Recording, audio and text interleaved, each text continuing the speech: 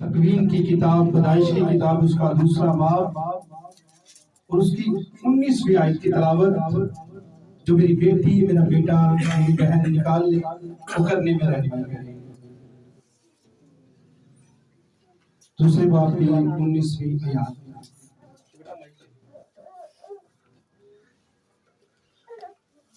और खुदा ने कुल दश्ती जानवर और हवा के कुल परिंदे मिट्टी से बनाए और उनको आदम के पास लाया कि देखे कि वो उनके क्या नाम रखता है। और आदम ने जिस जानवर को जो कहा वही उसका नाम ठहराया। और हालेलुया। आइए सब अपनी आंखों को बंद करें, जिंदा खुदा की हजूरी को महसूस करें।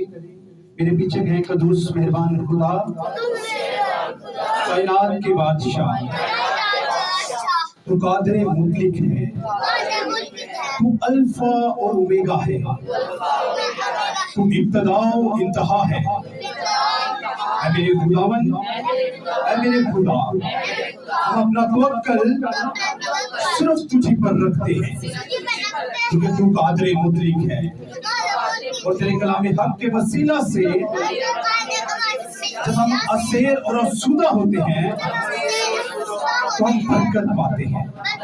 ऐ मेरे खुदावन, अपने बंदा को सिखाने वाला और हमें सीखने वाला रूह अता करना, उसी यीशु के नाम से, आमीन। बैठे, तशरीफ रखें।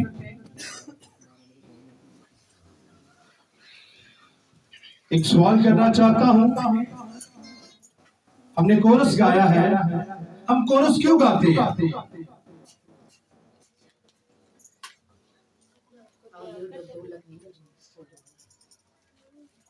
हम कोरस क्यों गाते हैं?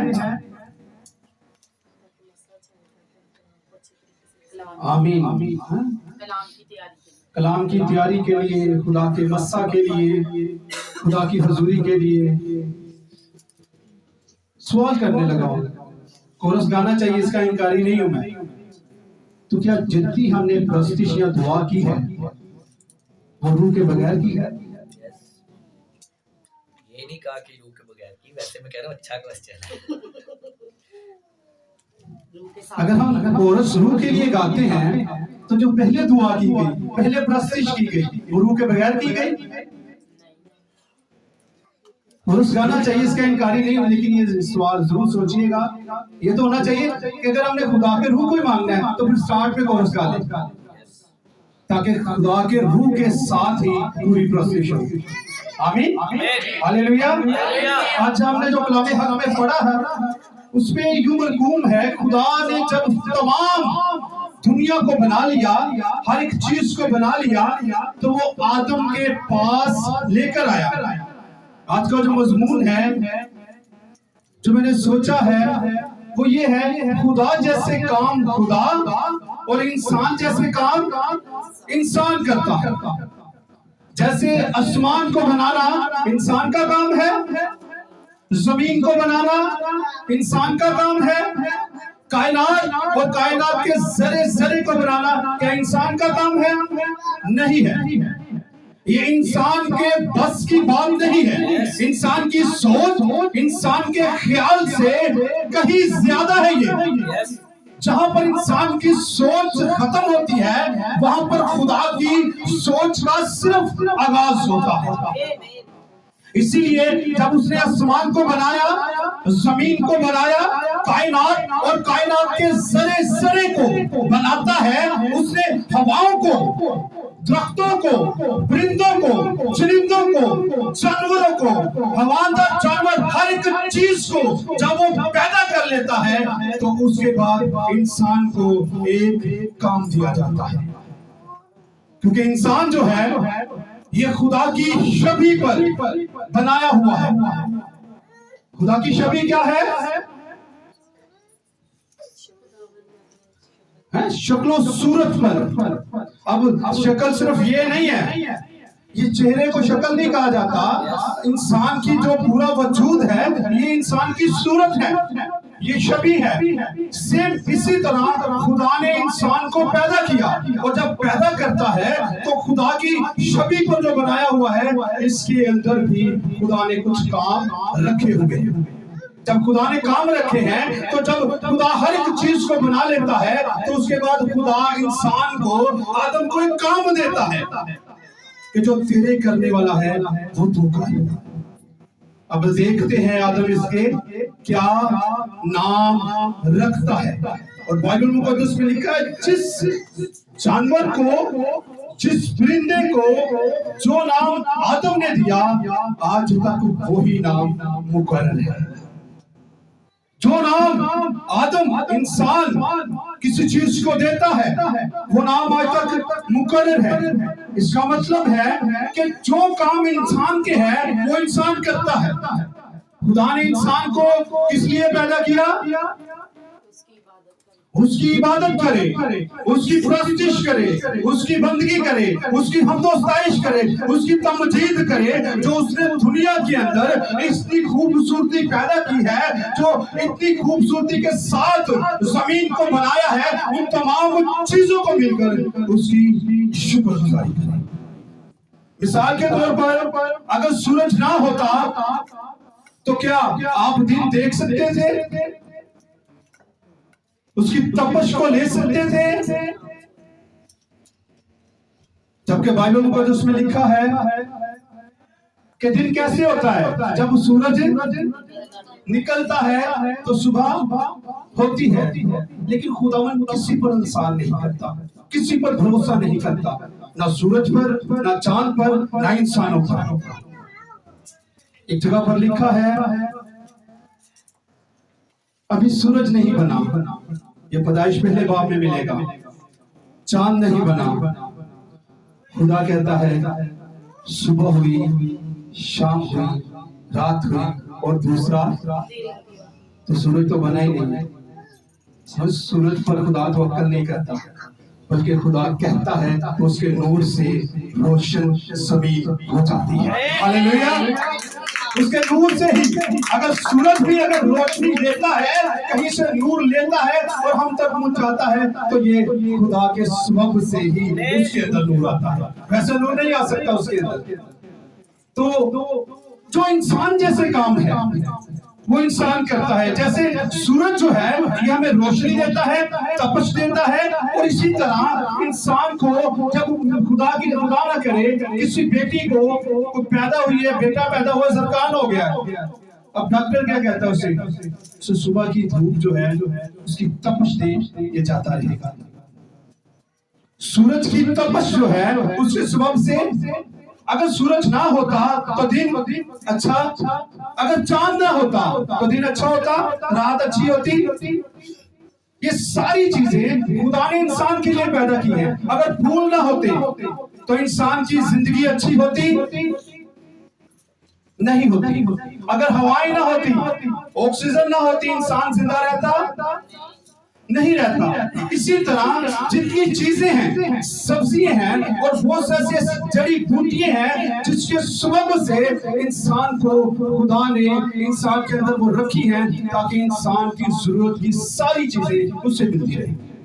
और जब मिलती रहे तो जो इंसान का काम है, इन तमाम चीजों को लेकर हवाओं को, परिंदों को, चरिंदों को, सूरज को, बादल को, बारिश को, हर एक चीज जो है जो उसके लिए फायदेमंद है, उसके साथ जब उसे देखे तो कभी खुदावन तेरा शुक्र हो। ये हर एक चीज तूने मेरे लिए बनाई, ये इंसान का काम है। खुदा के काम खुदा करता है, लेकिन इंसान के काम उसने प्रस्तिश की है। ऐसी प्रस्तिश की है, जब मेरी बेटियां, मेरी बहनें, मेरी एलिया जब प्रस्तिश करती है तो फिर हम क्या करते हैं? बरकत पाते हैं। कलाम हक में लिखा है, जब काहिन प्रस्तिश कर रहे थे तो वो जगह खुदा के रूह से भर गई, और इस कदर भर गई कि वो अपनी जगह पर कायम ना रह सके, बल्कि क्या करते थे? झूमते थे।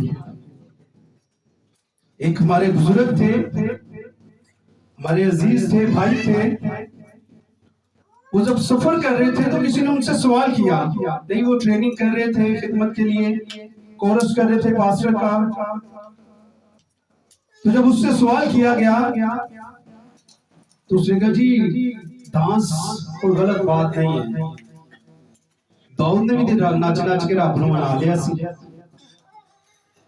वो लोग जो थे बड़े उसके साथ मुत्तफिक हुए, ये बड़ी अच्छी बात बताई है, तो बड़ी कमाल की बात है, हमने कभी सीखी नहीं। उस खादिम ने आकर मुझसे कहा जी मैंने ऐसे ऐसे सिखाया है, अभी वो पिंडी के अंदर खिदमत कर रहे हैं, खुदा उन्हें बरकत दे। मैं कहा जी भाई साहब सिखाया तो तुसी कलाम दे हक चो ही है, लेकिन सिखाया मैनूं लगदा है ठीक नहीं जे। कहंदा जी फिर तुसी दसो किंज होना चाहिए। मैं कि एक तरफ हम कहते हैं कि डांस करना चाहिए, ये इंसान की सोच है, दूसरी तरफ कलाम हक में लिखा है नाच रंग वाले खुदा की भाषा में दाखिल नहीं होंगे। हैरानगी की बात है ना, एक तरफ लिखा है दाऊद जी नच नच के रब नूं मनांदा रहा सी कहने हैं, दूसरी तरफ बाइबल मुकद्दस कहती है कि नाच रंग वाले डांस करने वाले खुदा की बादशाही में दाखिल होंगे वो। तो ये ठीक है या गलत है? ये जब खुदा की हुजूरी होती है, खुदा की बंदगी और इबादत की जाती है, जैसे हम कभी मौका मिला तो अहद के संदूक के बारे में सीखेंगे, तो इस बात को भी सीखेंगे दाऊद आगे क्यों ऐसे झूमता आ रहा था। वैसे थोड़ा सा बयान भी कर देता हूँ, फिर कभी मौका मिला तो अहद के संदूक के बारे में हम जरूर सीखेंगे, और मेरी भी कोशिश होगी कि इसके मुताबिक हम सीख सके। डांस और झूमने में फर्क होता है। झूमना जो है उसमें इंसान कोई ऐसा सोचता नहीं है जो उसने स्टेपिंग सोची होती है कि मैं ये करूंगा, ऐसे टैबलो करूंगा, ऐसे करूंगा, ये इंसानी काम है। वो पूरी तैयारी के साथ उसे कंप्लीट करता है, पूरा एक ट्रैक तैयार किया होता है। मस्बे के ऊपर मैं जगह पर पैगाम सुनाने गया, भाई साहब ने मुझे मौका दिया, मेरा ख्याल है कि उसने मुझे 15 मिनट पैगाम के लिए दिए थे। मैंने उस 15 मिनट में अपना मजमून कंप्लीट करना था। उस 15 मिनट के अंदर आपको एक हैरानगी की बात बताऊं, उसी कलीसिया ने बेशुमार नारे लगाए, तालियां बजाई जब पैगाम सुनाया, लेकिन जब मैंने भाई साहब की तरफ देखा तो उन्हें ताली नहीं मारी। उसके बाद टैबलो जो थी उसकी बारी आ गई, तो यकीन करें जिन्नियां तालियां पादरी मारने से इमाम नहीं सिवानी थी। अब खुदा के जलाल के लिए तालियां होनी चाहिए या एक डांस के लिए होनी चाहिए? इसका मतलब इंसानी सोच गलत है। डांस हो रहे थे, तालियां डांस हो रहे थे, क्लैपिंग टैबलो हो रहे थे, मजबे के ऊपर खुदा के जो मजबा मुकर्रर किया जाता है। इंसान है ना, वो अपनी सोच से कुछ भी करता है, उसकी सोच है जिस तरह मर्जी जा सकती है, लेकिन खुदा का कलाम कहता है, कलाम हक में लिखा है, जहां मजबा है वहां खुदा की हुजूरी है, और जहां खुदा की हुजूरी है वहां पर सिर्फ खुदा के कलाम की, उसके नाम की, उसकी प्रस्तिश की और उसकी धन्यवाद कहने की बात होनी चाहिए। हालेलुया, हालेलुया, कोई दूसरी बात नहीं होनी चाहिए। इंसान की सोच है, लेकिन जब खुदा ने किसी चीज के लिए इंसान को मुकर्रर कर दिया है तो उसके लिए मुकर्रर उसे होना चाहिए। आज हमारे शुरू से ही हमारी बहनें ज्यादा होती हैं, भाई कम होते हैं, लेकिन हम दुआ करते रहते हैं कि हमारे भाई भी हमारे साथ मिलकर खुदावन की प्रस्तिश करें, उसकी इबादत करें। जब हम खुदा की प्रस्तिश और इबादत करते हैं तो खुदा हमें छोड़ता नहीं है, क्योंकि खुदा जैसे काम जो है वो खुदा करता है। इंसान होते हुए हम हर रोज, इंसान है ना, हर रोज बदी के अंदर, बुराई के अंदर, गुनाह के अंदर, लड़ाई झगड़े के अंदर, तफरीकों के अंदर, जुदाइयों के अंदर गिर जाते हैं। हालेलुया, कितने लोग मेरी बात सुन रहे हैं? अगर आपको बात समझ आएगी तो फिर आपके नारे से मुझे मालूम हो जाएगा। हर रोज इंसान जो है वो गुनाह के अंदर, बदी के अंदर, बुराई के अंदर और इसी तरह लड़ाई के अंदर, झगड़ों के अंदर, तफरीकों के अंदर हर रोज अपने ईमान से गिर जाता है। लेकिन वो खुदा है ना, हर रोज उसे पकड़ता है फिर उठा के लगाता है। हालेलुया। बात समझ नहीं आई थी। Hallelujah, hallelujah. खुदा आप सबको बरकत दे। ये खुदा है। आपका काम सिर्फ उसकी तरफ अपने कदम को बढ़ाना है। उस कदम को किस तरह वो हमेशा की जिंदगी में ले जाएगा वो आप भी नहीं जानते। कलाम हक में खुदावंद यीशु मसीह ने 3 मुर्दों को जिंदा किया। वैसे तो कलाम हक के जो हम आखिरी आयतों को पढ़ते हैं अंजीलों में से, वहां पर लिखा है बहुत सारी बातें और मौजज़ात लिखे नहीं गए। अगर लिखे जाते तो ये दूसरी किताबों के लिए जगह ही ना बचती। जो मेरी जरूरत के लिए था, आपकी जरूरत के लिए था, वो मौजज़ात हमारे ईमान की मजबूती के लिए, वो सारे ही इसके अंदर लिख दिए गए। लेकिन सभी नहीं लिखे गए। नहीं तो सुनते मसीहा उससे सुनती तो हैरान हो जाती। ऐसे ऐसे मौजज़ात दूसरी जो किताबें हैं उनकी जगह नहीं बचती। कितनी किताबें हैं कलाम हक में? 66 फेक किताब होती, बकाया जो थी 65 और उनकी जगह नहीं होनी थी। अगर होती तो इतनी भारी होती, चर्च में लाना मुश्किल था। जितने मौजज़ात, जैसे खुदा यीशु मसीह ने कितने मौजज़ात किए, लेकिन 3 जो हैं मुर्दों को यीशु मसीह ने जिंदा किया।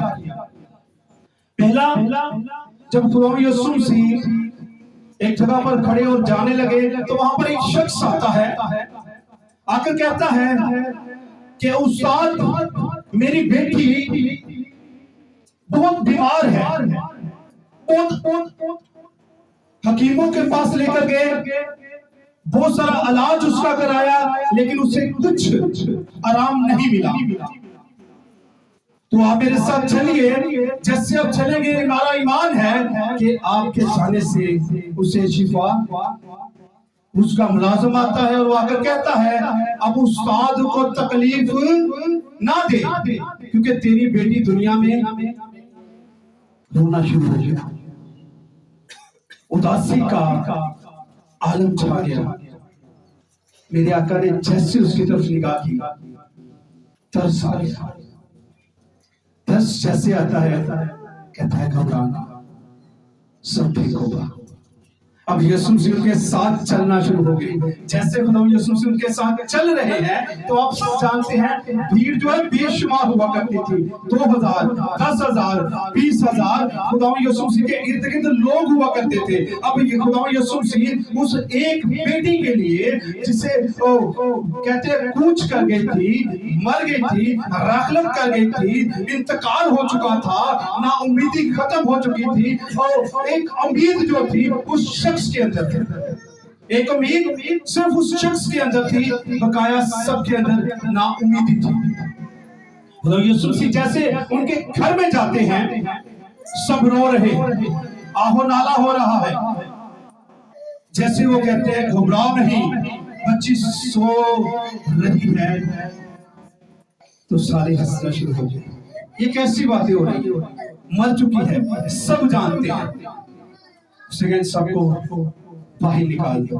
2 शगीर, उसकी माँ, उसका बाप वहां पर खड़े हुए हैं। अजीब सा काम होने वाला है। मौजज़ात कैसे होगा ये कोई नहीं जानता, लेकिन मौजज़ात होगा ये मैं जानता हूँ। मौजज़ात होगा ये आप सब जानते हैं।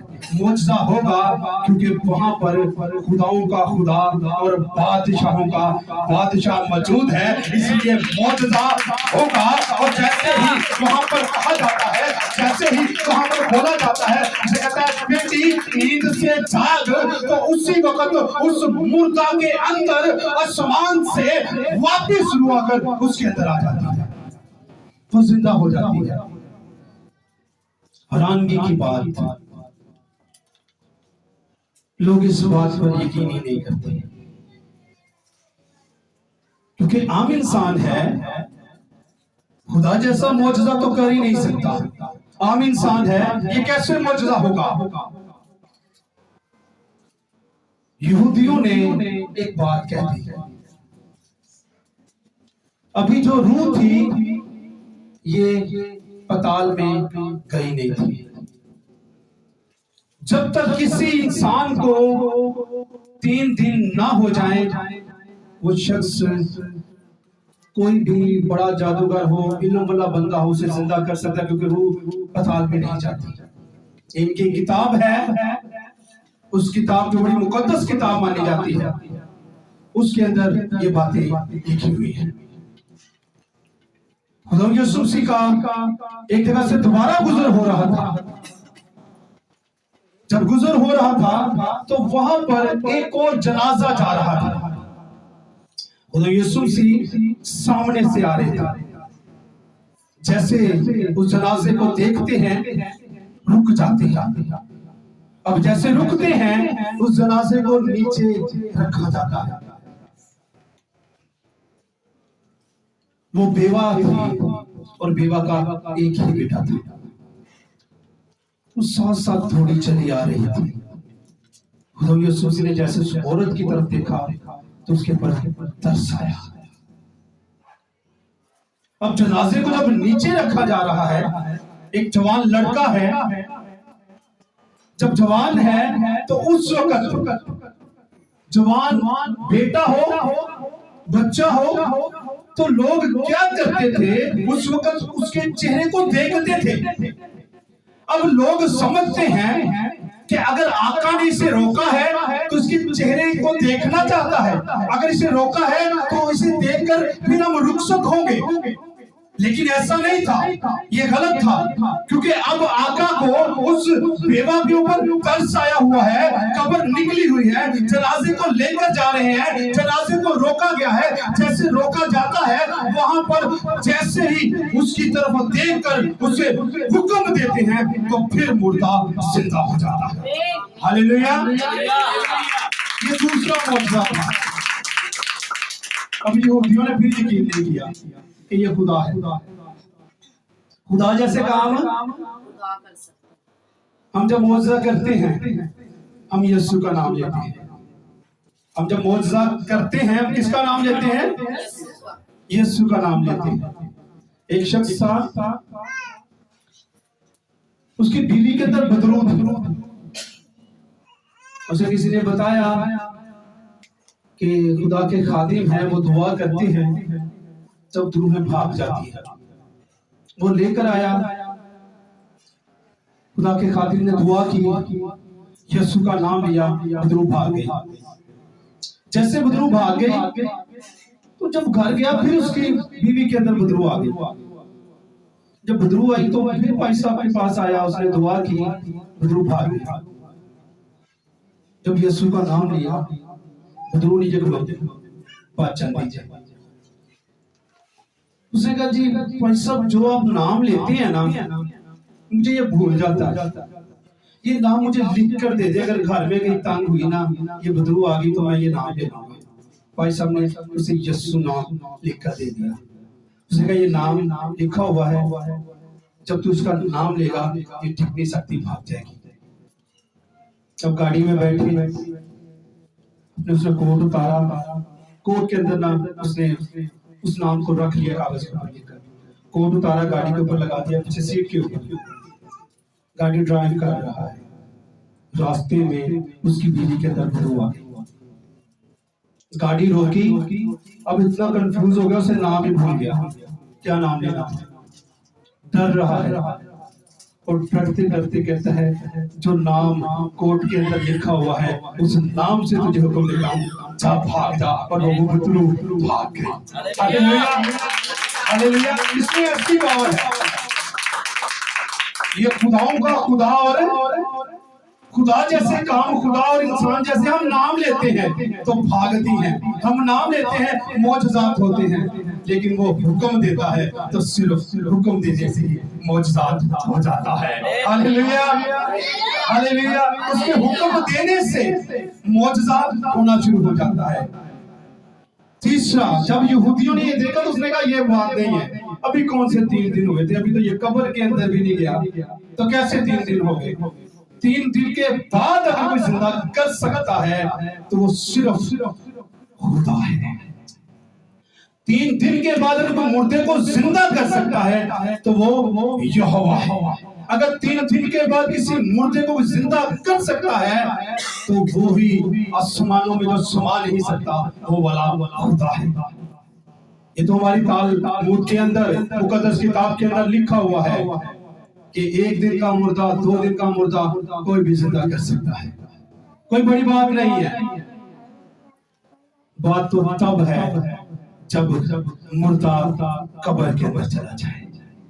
बात तो तब है जब मुर्दे के उम्मीद इंसान की सोच और ख्याल से बाहर हो जाए कि अब ये जिंदा नहीं हो सकता। बात तो तब है क्योंकि साइंस भी बताती है, हम सब भी जानते हैं, जब 3 दिन गुजर जाते हैं तो तब मुर्दे का गोश्त जो है उसे हड्डियां छोड़ देती है। हड्डियों के अंदर जब तक ये 3 चीजें इंसान के अंदर हैं तब तक ये जिस्म के साथ गोश्त लगा हुआ है, जैसे रूह, खून और बदन। ये 3 एक हैं तब तक जिस्म जो है ये बरकरार है। जैसे रूह छोड़ेगी हड्डियों को, बदन जो है वो भी छोड़ देगा, सिर्फ हड्डियां रह जाएंगी। 3 दिन की बात यहूदियों ने, काहिनों ने, रबियों ने, उस्तादों ने, ये वाकई ये बड़ी बात नहीं है। बहुत सारे लोग ऐसे उठे हैं, बहुत सारे दावे किए हैं, उन दावों के बाद, उन बड़ी बड़ी बातों के बाद बात खत्म हो जाती है। लेकिन जो अलाही जात है वो जात एक ही है और वो खुदाओं का खुदा है, वो नहीं है। अगर कोई 3 दिन के बाद मुर्दे को जिंदा करेगा तब हम उसे मान लेंगे। यहाँ पर एक खुदा यीशु मसीह का दोस्त है जिसका नाम, क्या नाम था? कोई नाम बता सकता है? Hallelujah, hallelujah. और बोलो तो सही। साहब ने दसिया है। नहीं, मैं कह रहा हूँ वहाँ हालेलुया भी नहीं कह दीजिए। हालेलुया बता दिया। याद खान साहब ने मतलब जोरदार के लिए तालिए। मैं कहा हालेलुया नहीं बोलते। हालेलुया, ऐसे ही रहना है। आपकी बरकत को खुदा के पास से आने से कोई भी नहीं रोक सकता। आपके नारे उसके लिए बुलंद होने चाहिए। एक लाजर नाम शख्स है जिसे खुदावंद यीशु मसीह बड़ा अजीज रखता है, बहुत प्यारा, बहुत अच्छा उसका दोस्त है। अब खुदावंद यीशु मसीह कहीं चले जाते हैं, पीछे उन्हें खबर मिलती है कि लाजर जो है ये बीमार है। खुदावंद यीशु मसीह पैगाम भेजते हैं ये बीमारी मौत की बीमारी नहीं है। एक खबर आई, फिर खबर आती है, ऐसा होता है कि लाजर मर जाता है। लाजर मर जाता है, मरने के बाद भी उसके जनाजे के ऊपर खुदा यीशु मसीह नहीं आते। उसके जनाजे के ऊपर जानते क्यों नहीं आते? क्योंकि यीशु का जलाल ज़ाहिर है। आमीन, बड़ी अच्छी बात है। मैंने भी जनाजे जो है करवाए हैं, दूसरे पादरी भी जनाजे करवाते हैं, सबके जनाजे हुए भी हैं, जनाजे किए भी गए। ये खुदा यीशु मसीह के जलाल के लिए बात है, उसकी शान के लिए, उसके आला दर्जे के लिए बात है। सब ने जनाजे किए हैं और सबके जनाजे होंगे भी। एक वक्त आएगा, एक दौर है, एक हिस्सा है जिसे क्रॉस करने के बाद होता है। लेकिन आज तक खुदा यीशु मसीह ने किसी के जनाजे को नहीं किया। पता जानते हैं जिस जनाजे पर यीशु मसीह जाता है वो जनाजा जाता है। इसलिए जनाजे पर यीशु मसीह नहीं आए क्योंकि यहाँ पर यीशु मसीह का जलाल ज़ाहिर होना था, इसलिए यीशु मसीह जनाजे पर नहीं आते। अगर आते तो लाजर ने 3 दिन तो पहले ही उठ पैना से, इसलिए वो नहीं आए। क्योंकि उस बच्ची के पास गए, बच्ची उठ गई, जिंदा हो गई। कब्र निकल चुकी है, जनाजा दफनाने वाले हैं, बेवा के बेटे के पास गए तो बेवा का बेटा खड़ा हो गया। अगर लाजर के पास आ जाते 3 दिन पूरे नहीं सी होने, जेडे यहूदियां ने कह देते थे, जो बात उन्होंने कह दी थी ना कि अगर खुदा कोई साबित होगा तो वो 3 दिन के बाद जिस मुर्दे को जिंदा किया जाएगा वो खुदा साबित होगा, क्योंकि खुदा के अलावा कोई 3 दिन के बाद मुर्दे को जिंदा नहीं कर सकता। इसीलिए खुदावंद यीशु मसीह उसके जनाजे पर नहीं आए, जनाजे को दफन कर दिया गया। यहाँ पर 3 दिन गुजर चुके हैं। खुदावंद यीशु मसीह शागिर्दों से कहते हैं कि आओ हम लाजर को जगाने चले। वो कहता है, शागिर्द कहते हैं खुदावंद अगर सोया है तो खुद ही जाग जाएगा, अगर सोया है तो वो उठ जाएगा, हमें जाकर उठाने की जरूरत नहीं है। फिर वो कहता है कि आओ लाजर को उठाने चले, जगाने चले। वो कहते हैं खुदावंद अगर सोया है तो वो खुद ही जाग जाएगा। बिलाकर खुदावंद यीशु मसीह बताते हैं कि लाजर मर चुका है, आए हम उसे जिंदा करने चले। अब 1 दिन नहीं, 2 दिन नहीं, 3 दिन नहीं, 4 दिन हो चुके थे। जैसे शागिर्द यीशु मसीह के पास आते हैं और वो चलते हुए शहर के अंदर आते हैं, इलाका के अंदर आते हैं, वहां से मार्था को पता चलता है। मार्था भागी हुई यीशु मसीह के पास जाती है और जाकर कहती है, खुदावंद अगर तू यहाँ होता तो मेरा भाई ना मरता, अगर तू यहाँ पर होता तो उसे शिफा मिल जानी थी। खुदावंद यीशु मसीह कहते हैं मार्था घबराना, वो फिर जी उठेगा। कहती हाँ खुदावंद मैं तो जानती हूँ वो जी उठेगा, क्योंकि क़यामत के रोज वो फिर जी उठेगा। वहां पर कहता है कि क़यामत और जिंदगी तो मैं हूँ, और जब मैं मौजूद हूँ तो फिर वो जी उठेगा। क़यामत का मतलब हालेलुया, जोरदार तालियां बजाइए। जिनके लिए क़यामत का मतलब बुरा है, क़यामत का मतलब बड़ी आफतें होंगी, बड़ी परेशानी होगी, आसमान से ओले गिरेंगे, लोग मौत मांगेंगे, मौत नहीं मिलेगी, उनके लिए ऐसा ही है। लेकिन जहां यीशु मसीह है, अगर यीशु मसीह कहता है क़यामत और जिंदगी मैं हूं, तो उसके आने से ऐसा नहीं होगा। उसके आने से ऐसा, उसके आने से क्या खड़ा हो जाना या किसी चीज को कायम करना है।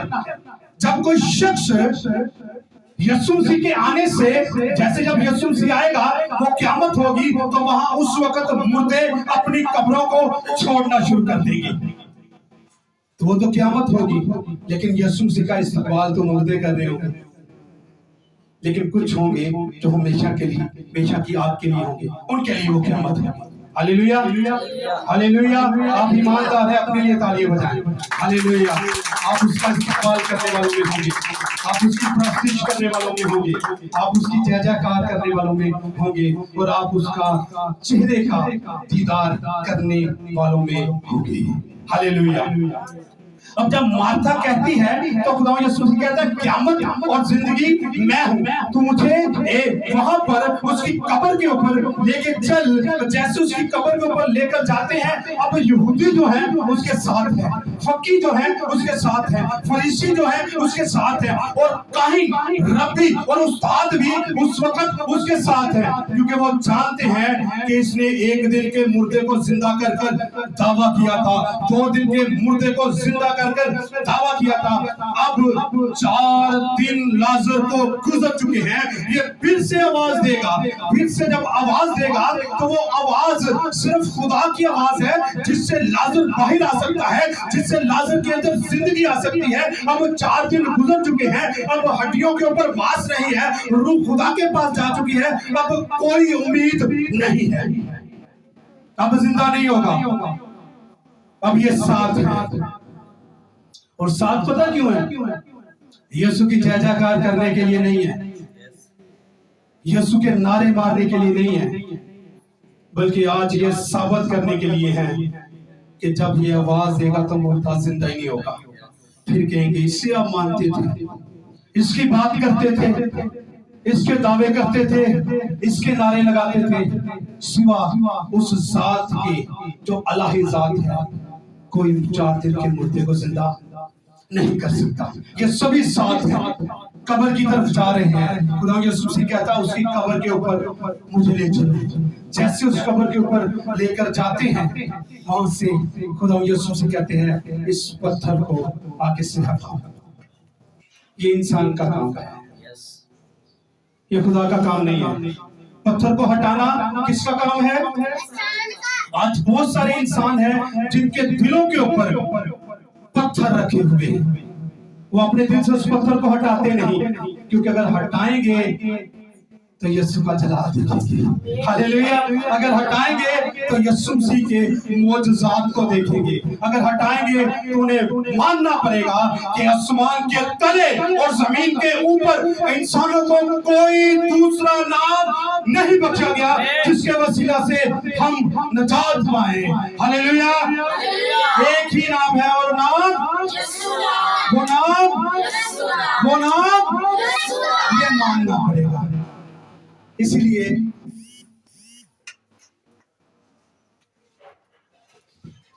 दिलों के ऊपर पत्थर है, नहीं हटाते, बड़ी मुश्किल है, क्योंकि इकरार करना पड़ेगा। दिल के ऊपर पत्थर है, लेकिन इंसानों के काम इंसान को करने पड़ेंगे। उस पत्थर को, ये यीशु का काम नहीं है। इसीलिए खुदा जैसे काम खुदा करता है और इंसान जैसे काम। अब यहाँ इंसान का काम था पत्थर को हटाना। जैसे ही शागिर्दों को हुक्म दिया गया तो शागिर्द जो है वो इंसानी काम के लिए निकल पड़े और वो पत्थर को हटाना शुरू हो गए। बड़ी खामोशी है। किसी दिल के अंदर ये है मुआवजा होगा या नहीं होगा। किसी दिल के अंदर है आज क्या होगा। फकीर, रब्बी, उस्ताद, काहिन यहाँ पर मौजूद है। अगर मुआवजा ना हुआ तो ये छोड़ेंगे नहीं। किसी का ईमान डगमगा रहा है। शागिर्द पत्थर को तो हटा रहे हैं, लेकिन उम्मीद है या नहीं है। आज क्या होगा, क्योंकि हम जहां तक यीशु को जानते हैं, कोड़ियों को शिफा उसने दे दी है, एक दिन के मुर्दे को जिंदा कर दिया है, लालच बीमारियां दूर कर दी है, सारे काम कर दिए हैं। जो हमने कहा वो काम कर दिया। मन का कहा, मन आता है, मछलियों और रोटियों पर बरकत आती है और चंद मछलियों के साथ हजारों की तादाद से लोग खाते हैं। ये बात सभी समझ में आ जाती है, लेकिन 4 दिन के मुर्दे को उस्ताद कैसे जिंदा करेगा। आका कह तो दिया है, खुदा करे कि ऐसा हो, नहीं तो आज काहिन नहीं छोड़ेंगे। लेकिन बात किसके साथ हो रही है? दावा कौन कर रहा है? आम इंसान दावा नहीं कर सकता। आम इंसान सिर्फ भरोसा करता है। दावा सिर्फ आला अज़्ज़ात जो है वो ही करती है। आज जो दावा है ये आम दावा नहीं है, ये दावा बहुत बड़ा दावा है। इस दावे से यीशु मसीह की हकीकत जो है वो साबित होती है। हकीकत में वो है क्या वो साबित होता है। जैसे ही दावा किया गया है, पत्थर को हटा दिया गया है, सब सोच रहे हैं अब क्या होगा, लाजिर आएगा या नहीं आएगा, क्योंकि अब तो मांस जो है हड्डियों से खत्म हो चुका है। तालमूद के अंदर लिखा है कि रूह जा चुकी है। इस रूह को इंसान कोई नहीं वापस ला सकता। लेकिन अब कैसे होगा? लेकिन जब पत्थर हटाया जाता है, मेरा आका वहां पर खड़े होकर कहता है, ए लाजिर, मैं तुझे हुक्म देता हूँ, कब्र से बाहर आ जा। और कलाम हक में लिखा है कि वो कफन समेत यीशु के कदमों में आ गया। Hallelujah, hallelujah, hallelujah, hallelujah, hallelujah. दे मेरा का आवाज और मुर्दा ना आए, ये कैसे हो सकता है? दे मेरा खुदावंद आवाज। हम हवाओं में बातें नहीं करते, हम ऐसी बातें नहीं करते जो ना उम्मीदी की बातें होती। ये वो बातें हैं जो कलाम हक में मौजूद हैं। ये साबित करती है कि 4 दिन के बाद कोई शख्स किसी मुर्दे को जिंदा नहीं कर सकता। लेकिन ये किसी जगह पर नहीं लिखा कि मुर्दे को 4 दिन हो या उससे ज्यादा हो, खुदा जिंदा नहीं कर सकता। खुदा जो चाहे वो कर सकता है। सिर्फ आपका तवक्कल, आपका भरोसा। आज का जो वक्त जा रहा है, इस वक्त के अंदर उसके ऊपर होना नहायत जरूरी है। जब आप उसके ऊपर तवक्कल रखेंगे तो मौजज़ा आपकी जिंदगी में होगा। जब उसके ऊपर तवक्कल रखेंगे तो वो मौजज़ा आपकी जिंदगी में ऐसा करेगा जैसा आज तक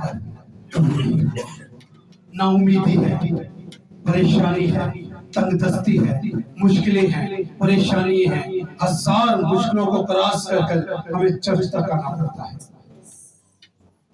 बड़ी परेशानी, लड़ाई के अंदर झगड़ा तो फिरके हैं घर के अंदर, चर्च में नहीं आने दे रहे। मियाँ कहता है इतवार का दिन है तो चर्च जा रही हो, बड़ी सारी बातें हैं, लेकिन नहीं, चर्च में आने के लिए नहायत मुश्किल है। लेकिन जैसे आप अपना कदम उसकी पाक हुजूर में रखते हैं तो आपकी मुसीबतें, परेशानियां, तंगदस्तियां सारी टाल देता है। याद रखें, खुदा जैसे काम, खुदा जैसे काम, खुदा जैसे काम खुदा ही करता है, और इंसान जैसे काम इंसान करता है। अभी बहुत सारी बातें ऐसी हैं, अगर मैं टाइम मिला तो बताऊंगा कि खुदा जैसे काम सिर्फ यीशु से ने किए हैं और किसी ने नहीं।